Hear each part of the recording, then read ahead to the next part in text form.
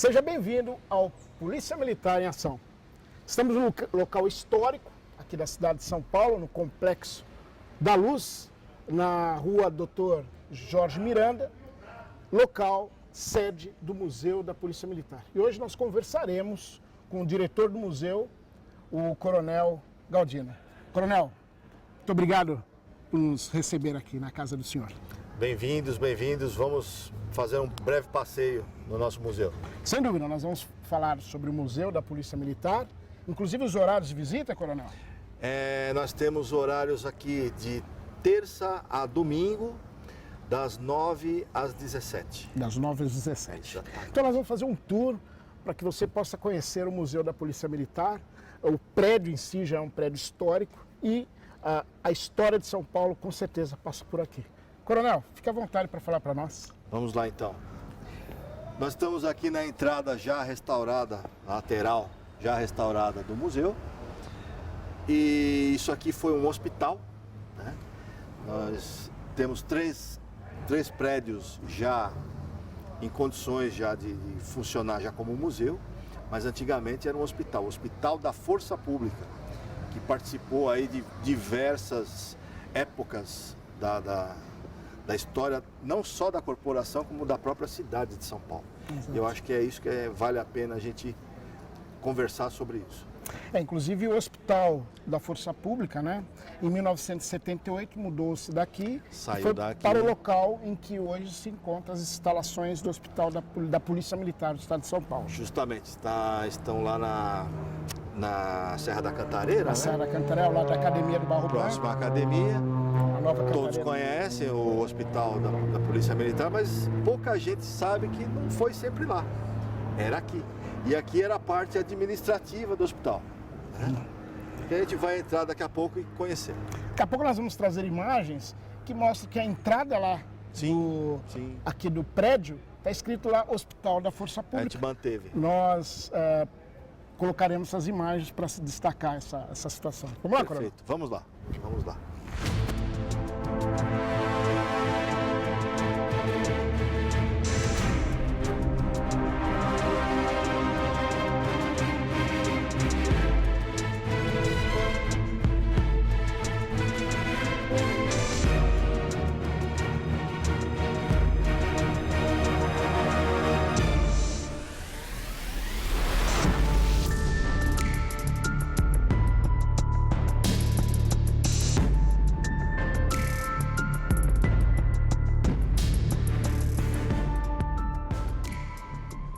Acabamos de entrar no prédio. Pois não, Coronel? Aqui nós estamos na primeira ala já restaurada, né?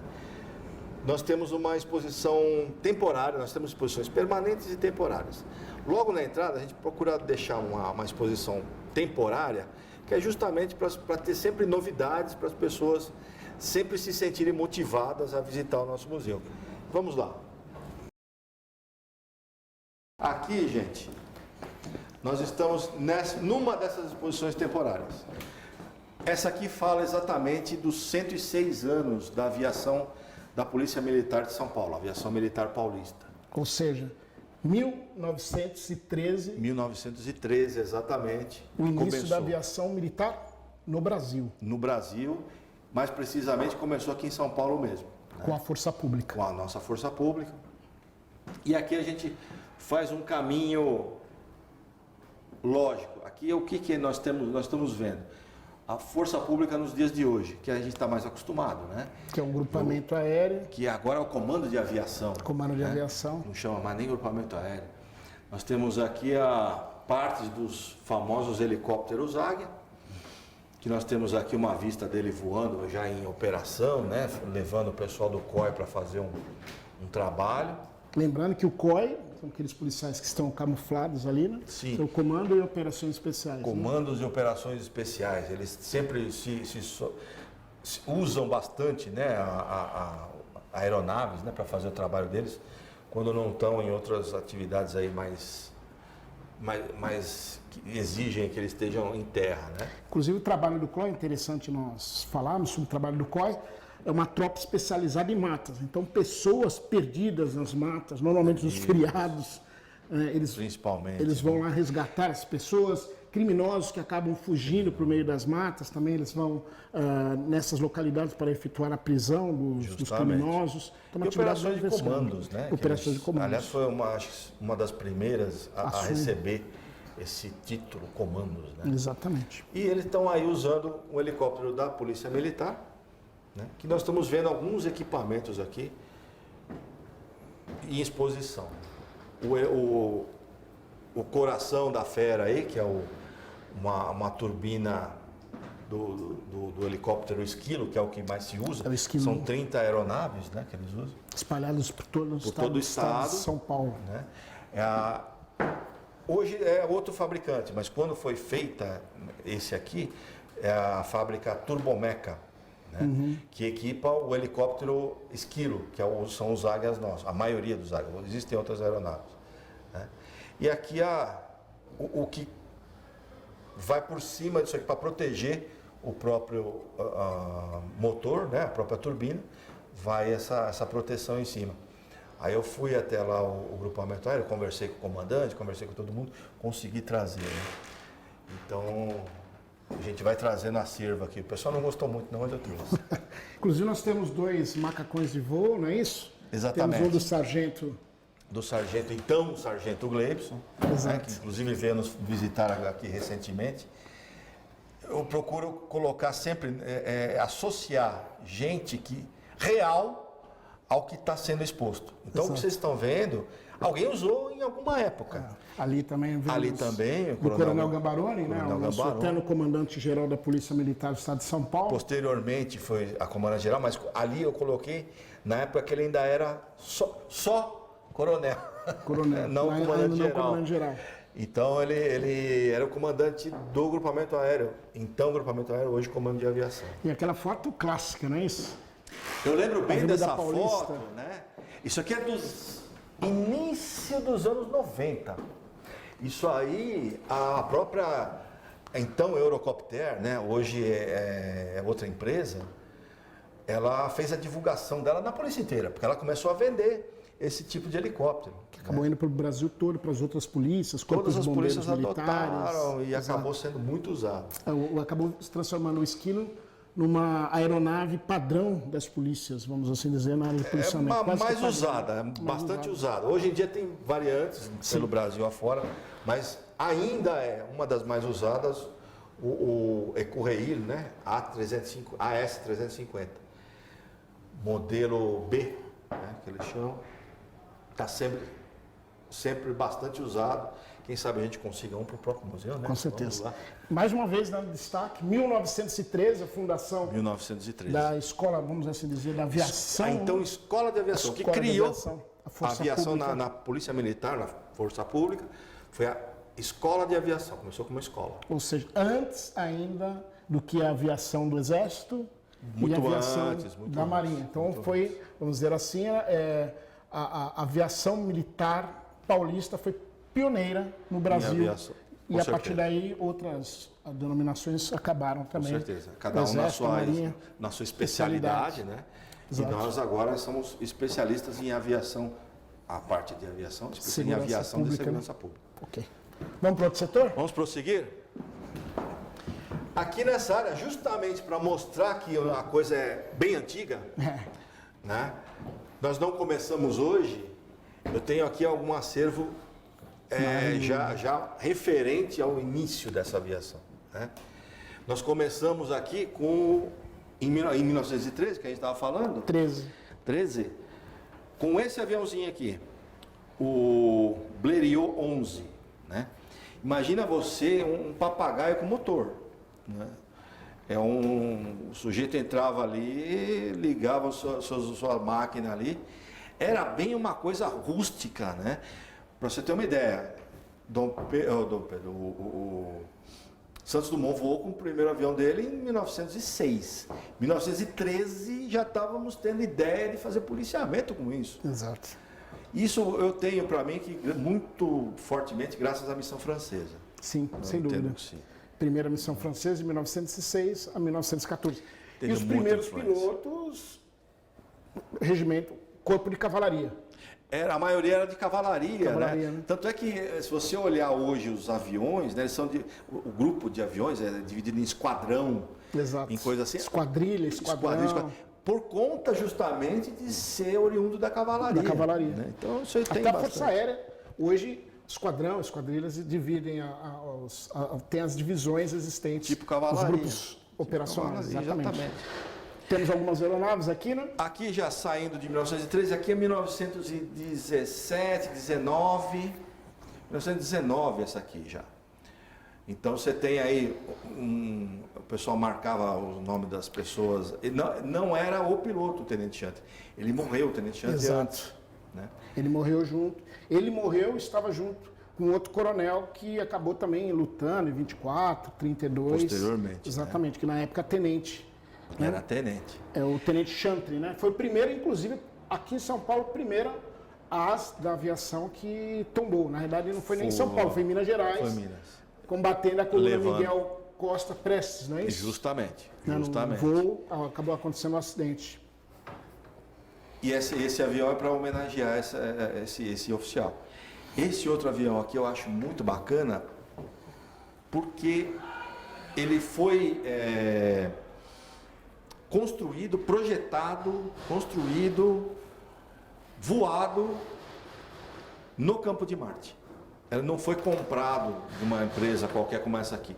Ela foi feita, imagina o esforço que houve na Força Pública de construir o próprio avião. Sim. Isso foi muito legal, isso é um marco. Década de 20. Isso é 25, exatamente. Por quê? Porque não é só a aviação que foi promovida com a chegada dessa modalidade para nós.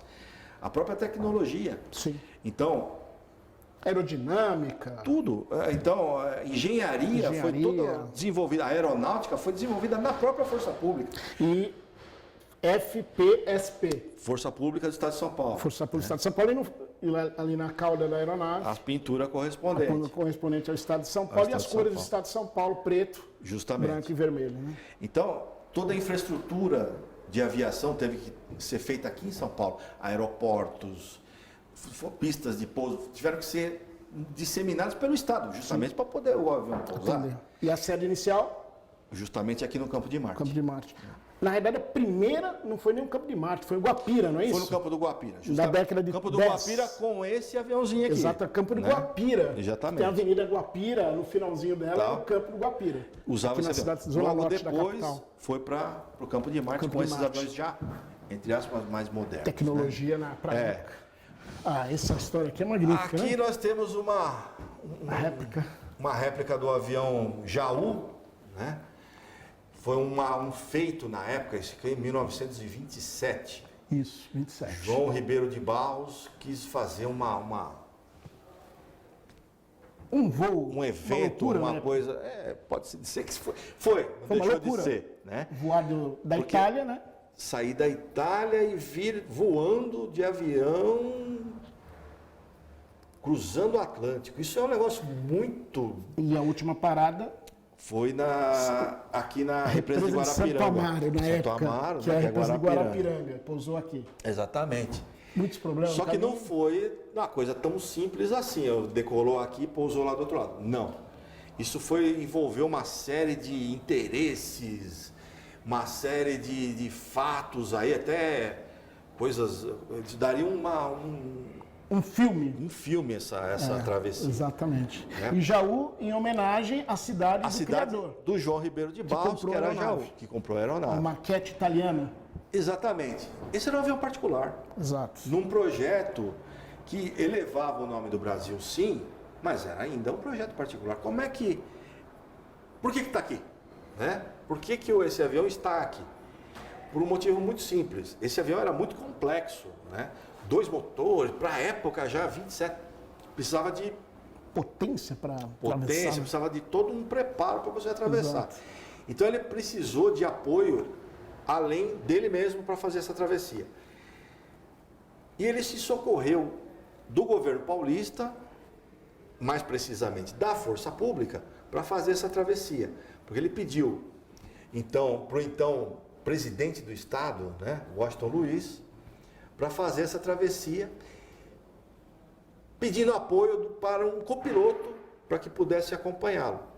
E colocaram um piloto muito jovem, com 26 anos, um tal de João Negrão. João Negrão. Né? Que se prontificou, já aceitou o desafio e foi para a Itália. Era piloto já da Força Pública. Ele já era piloto formado, nós temos aqui a própria brevet dele aqui também. Dele, temos a foto dele, né?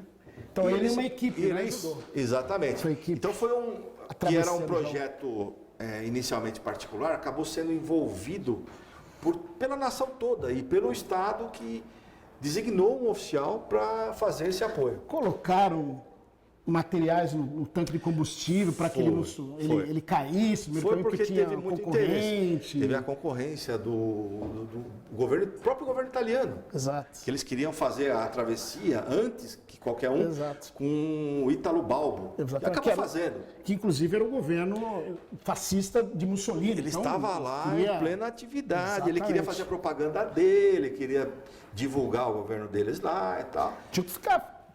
Tinha gente de guarda do lado da aeronave, porque senão iam sabotar. Colocavam coisas no tanque de chegaram combustível.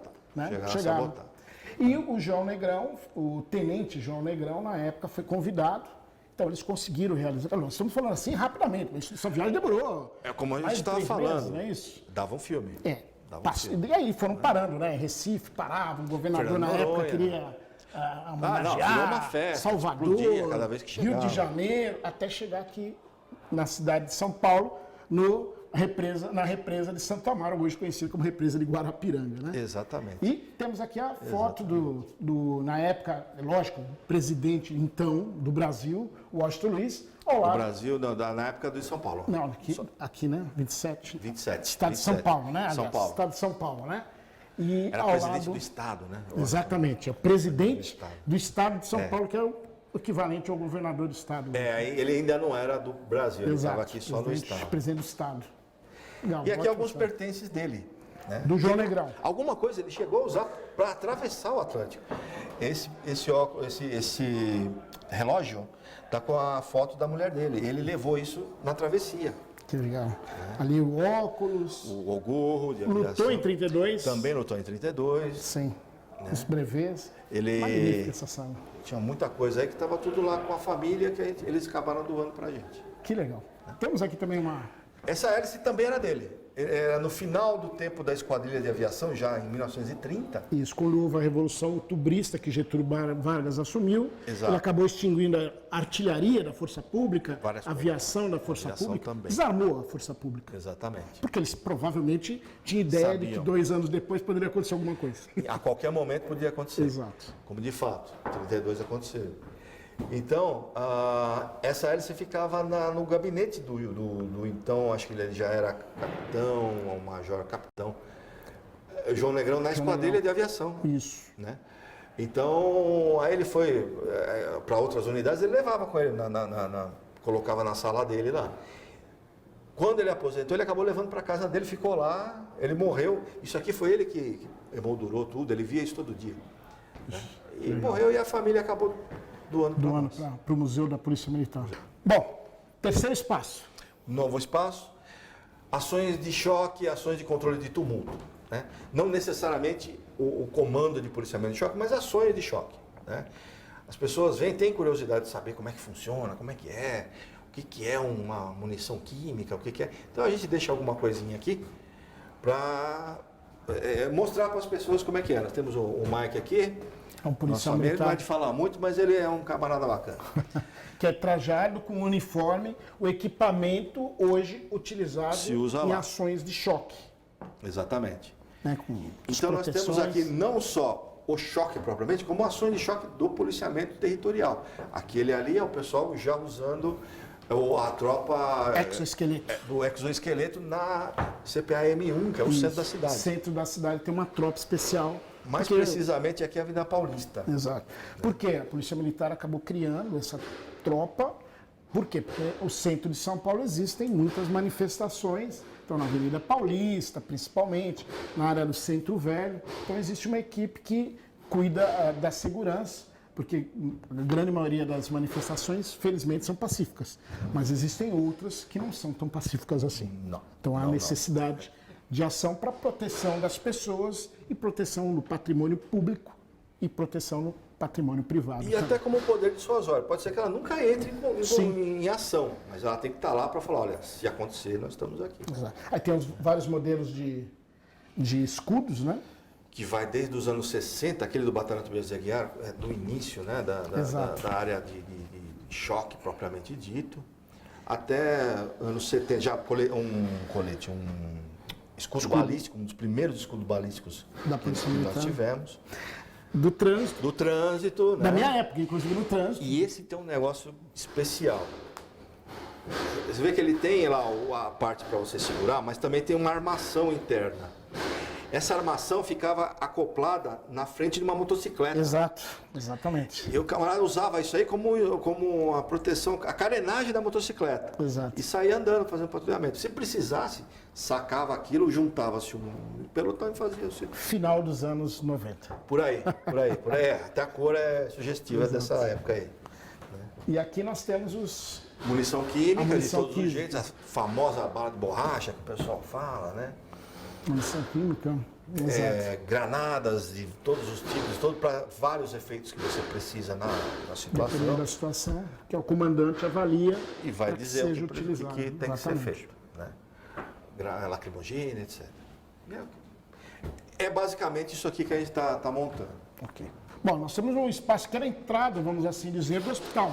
Era a entrada principal do hospital. Lá em cima ficava o diretor do hospital, a parte de contabilidade, enfim. É uma administração de qualquer lugar, né? E a parte de baixo é para atendimento mesmo ao público, ambulatório. E esse som que nós estamos ouvindo? É o som do progresso. Vocês estão ouvindo que, graças a Deus, nós conseguimos apoio das pessoas para nos ajudar com a reforma, o restauro do próprio prédio. Do prédio, né? A gente conseguiu leis de incentivo à cultura, né? A antiga Lei Rouanet, que está nos ajudando muito. Então, quem for criticar a Lei Rouanet, pense duas vezes, porque salvou o nosso museu, está salvando o nosso museu. Sim, quando bem aplicado. Quando bem aplicado, é ótimo. É ótimo. É ótimo. Ou seja, está preservando a cultura. Está ajudando a preservar a nossa cultura. E história do estado de São Paulo e do Brasil? Perfeitamente. Ótimo. Bom, aqui também é uma ala muito importante. A primeira polícia feminina do Brasil, 1955, é o início dessa história. Exatamente. Isso prossegue até os dias atuais. Nós estamos aí com quase 65 anos de existência dela. Das chamadas as 13 mais. 13 mais bravas de 55, né? As 13 guerreiras que... imagine em década de 50 a mulher ser policial. Bom, primeiro, a mulher trabalha fora, a mulher ser policial. Revolução total. Revolução total. E a nossa primeira comandante? Graças a essa moça aqui, né? A Hilda Macedo. Ela já dava aula no comecinho dos anos 50 para a escola de polícia, né? Então ela começou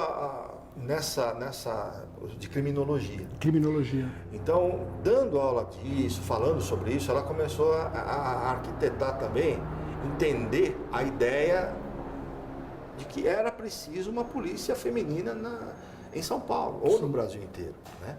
Existia um embriãozinho, alguma coisinha, antes disso, que foi durante a Segunda Guerra Mundial, que foi a OFAG, Organização Feminina Auxiliar de Guerra. Aquilo ali abriu os olhos para todo mundo, inclusive para ela, e que a mulher podia perfeitamente exercer uma função de defesa civil, de controle de multidões. E o interessante é que nessa década de 50, São Paulo, principalmente após a Segunda Guerra Mundial, recebia um fluxo de imigrantes e migrantes muito grande. Muito grande, porque São Paulo era a cidade mais desenvolvida no aspecto industrial, precisava de mão de obra, Sim. Então as pessoas iam para cá. E para isso precisava de uma polícia, entre aspas, inicialmente assistencial, para cuidar dessas pessoas. A ideia foi essa. Foi essa. Acolhimento de pessoas e até defesa civil propriamente. Sim. Mas no sentido policial, sim, quando ela organiza, mantém a ordem pública, né? Sim. mais voltada a esse assistencialismo, no início, né? Então nós tivemos aí essa criação por parte da Macedo, inicialmente ligada à Guarda Civil do Estado, né? E depois se desacoplou da Guarda Civil e virou uma corporação independente, Polícia Feminina do Estado de São Paulo, até 1970. Eu lembro, em 92 foi criada a Força Tática Feminina. Força Tática Feminina, não tem esse braçal ainda, mas eu sei quem tem, eu vou conseguir. Mas eu lembro de duas, a Sargento Efigênia, hoje Tenente Efigênia, e a Major Maronês. Major Maronês está nativa da Polícia Militar, foram as pioneiras nessa Força Tática Feminina. Foi, então, existiu. 92. Mas aí já sendo parte da Polícia Militar. Exatamente. Porque elas foram uma corporação, só elas. Exatamente. Aqui nós temos exemplos de fardas. A primeira farda delas era esse aqui. Esse azul. Exatamente. Aí, do uniforme de educação física. bem no início delas. Tem até algumas fotos clássicas delas utilizando. Fazendo treinamento e tal, Exato. com isso aí. E aí já mudando para a Polícia Militar em 1970, com essa farda aí. O uniforme CAC. Não é CAC, esse aí É o quê? Ele chama, o nome técnico dessa cor aí é cinza pardo. Cinza pardo. Cinza pardo. Cinza pardo. Que o masculino também utilizava a mesma cor, o mesmo cor, tecido. mesma cor. Temos coberturas também. Alguma coisa de cobertura. Aqui já é a polícia pós-fusão, né, de todas as polícias. Temos as coberturas das cadetes da Academia do Barro Branco. Atuais mesmo. Essa aqui ainda chegou a usar um tempo, eu não sei se ainda está usando isso aqui. Mas elas usam um negócio parecido com esse aqui agora. Sapatos, né? As botas, elas eram muito elegantes, né? Com essa... Olha aqui, Romeu e Julieta. Romeu e Julieta, era um policial masculino. Eram separadas as unidades, mas eles andavam juntos. Falar do Capitão Alberto Mendes Júnior. Sim, herói da Polícia Militar do Estado de São Paulo. Ele, em 1970, morreu de forma trágica, uma emboscada por terroristas. Sim. E no sul do estado, dele, né? No sul do estado de São Paulo. Durante o período da conhecida Guerra Fria, né? E que o Brasil não ficou imune a esse ataque ideológico de gente de outros países que queriam implantar a ideologia deles aqui no Brasil, né? Pela força das armas. Né? Morreu de forma trágica, né? Morreu executado por um grupo terrorista no Vale do Ribeira, a golpes de coronha de fuzil. Inclusive ele foi morto no Dia das Mães de 1970. E ele deixou a família dele, né, o pai, a mãe, o irmão e a noiva. Sim. E só foi encontrado o corpo dele meses depois, já em estado de decomposição, morto a coronhadas por esse tribunal revolucionário que fizeram lá, a cargo inclusive de pessoas conhecidas na história do Brasil hoje, né? Sim. Vamos lá. Aqui, gente, são algumas motocicletas que a gente coloca, porque ainda é o espaço que eu tenho para colocar veículos. Eu quero abrir tudo isso aqui. Esse prédio que, se você olhar agora, mas não está como deveria estar, né? Estou trabalhando nisso aqui. Nós vamos fazer agora uma reforma aqui, um restauro, em que vamos deixar o prédio como era em 1896, o projeto original. Ou seja, não tinha parede nenhuma, não tinha salinha, saleta, era tudo um vão livre, até as paredes externas eram abertas. Sim. Porque em cima era onde ficava o doente. Quando ele ficava melhor, ele descia, punha o roupãozinho aqui e ficava andando aqui até ficar bom e poder voltar para casa. Mas hoje, esse setor, para quem é motociclista, que adora motocicleta... Adora. Temos alguns exemplos aqui? Essa aqui é a nossa xodó. Qual que é? Uma Harley Davidson, 1936. 36? Isso, usada pelo esquadrão de escolta, antigamente, né? Então, era uma absoluta novidade. Guarda Civil ou Força Pública? Força Pública já. Era usada pelo esquadrão de escolta da Força Pública. Da Força Pública. É que na época existia a Guarda Civil e a Força Pública. Que em 1970 as duas foram extintas e seus efetivos foram unificados, surgindo a Polícia Militar do Estado de São Paulo. Aqui um outro setor, Setor de tecnologia. Tecnologia da informação e das comunicações. Importantíssimo para qualquer polícia. Qualquer coisa que se faça na vida, você tem que se comunicar. O Chacrinha já dizia, né? Quem não se comunica, se estrumica. E na polícia, mais ainda. Você tem que conversar, tem que falar, tem que estar sempre ali em uníssono com todo mundo para trabalhar em conjunto, e você precisa conversar para isso, precisa se comunicar. E aqui fala disso, exatamente. Nós temos coisa muito nova, que eu mesmo não peguei em atividade, que é um terminal de dados ali que você faz a ocorrência na mão. Sim. Né? Outros aparelhos portáteis que você usa bastante, né? Rádio portátil, né? Rádios de viatura, né? Algumas eu cheguei a usar, outras não. Rádios de viaturas. Rádio de Pequenininhos, viatura. né? Aquela época era uma coisa grande, mas isso porque tá só a parte da frente, porque precisa a parte de trás também, que era um negócio, Pro encaixe, uma né? caixa grande que ficava no porta-mala. Ali aquela última já é de estação fixa, posto policial, né? Então o pessoal usava bastante. Megafone. E, claro, a chave telegráfica. Então você tem aqui o início, você tem coisa muito nova e tem o início dela, que foi com a telegrafia. Telegrafia. Né? E uma revolução que aconteceu no estado de São Paulo foi a utilização do telégrafo policial, é isso? Um telefone, um telégrafo policial, que é um telefone. O orelhão surgiu no Brasil no final dos anos 60, começo dos 70. Isso aqui em 1910 já era usado em São 1910. Paulo. No Rio de Janeiro e em São Paulo. Né? É um material que foi importado, né? O sistema, né? O sistema todo importado. O policial recebia alguma informação, chegava aqui, abria, não é isso? Também. Mas normalmente o que acontecia? Isso aqui ficava no poste. Isso. Lá em algum lugar. Por enquanto vamos deixar fechado para eu explicar como é que funciona. Isso aqui ficava no poste fechadinho. A chave ficava num comércio. Algum comércio. Aí, tudo bem. Incêndio. Podia ser qualquer coisa. Qualquer coisa que fugisse à normalidade, a pessoa corria lá no botequim ali do seu Joaquim e falou: senhor, me dá a chave aqui. Guarda cívico. Eu trabalhava com isso. Ele vinha com a chave, girava aqui. Essa chave. Ele não abria a porta. Ele disparava um alarme. Esse alarme ia numa central. Na central ele falava: bom, número 52 é na rua tal. Manda lá para a rua tal uma viatura. Não, uma guarnição, uma equipe. Ia lá. Só que olha a loucura que era. Porque eles iam no escuro. Podia ser alguém passando mal, podia ser um incêndio, podia ser um assassinato, podia ser uma briga, podia ser qualquer coisa. Qualquer coisa.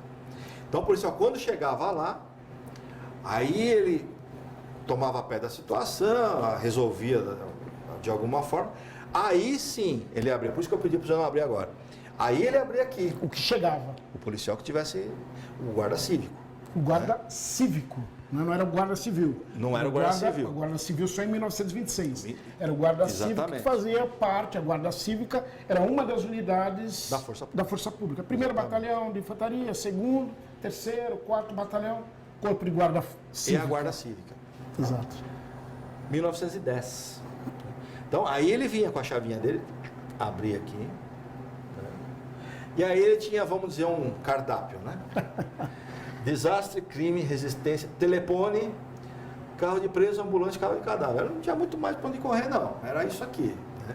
Claro, o telefone ele podia ter alguma mobilidade maior, mas é o que ele tinha. Certamente a ambulância caía no hospital, o carro de preso caía na delegacia, e por aí afora. É porque tinha a central, né? Tinha a central. Que recebia as ligações e redistribuía. Pegava que, eu quero falar com tal lugar. Mas ele já sabia do que se tratava, pelo menos lá na central. Sim, porque ele colocava, né? Colocava onde era e falava, eu quero. Então, como é que é? O carro de preso, teve algum problema. Aí ele detalhava. Sim. Mas era por aqui.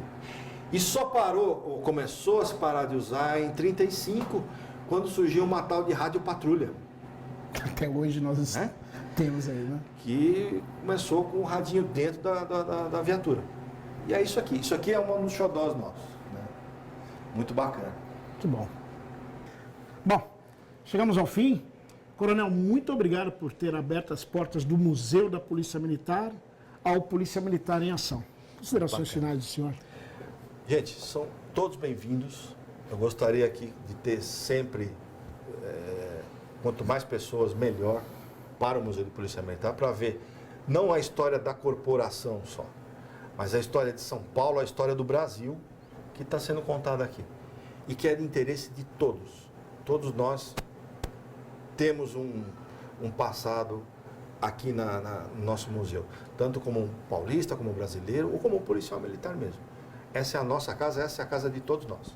Coronel, se alguma empresa, algum colégio, alguma universidade desejar entrar em contato para trazer um grupo, qual o número que pode entrar em contato para agendar essa visita? Bom, é possível entrar via e-mail mesmo, que é até mais fácil. É o museupm.policiamilitar.sp.gov.br. Só pode repetir então? museupm, @ né? @policiamilitar.sp.gov.br. Então, só repetindo, museupm, @policiamilitar.sp.gov.br. Exatamente. Tem mais algum meio? É o melhor meio para entrar em contato, até porque já fica registrado, nós podemos sempre responder com mais facilidade. E fazer um convite também para as pessoas conhecerem o Facebook.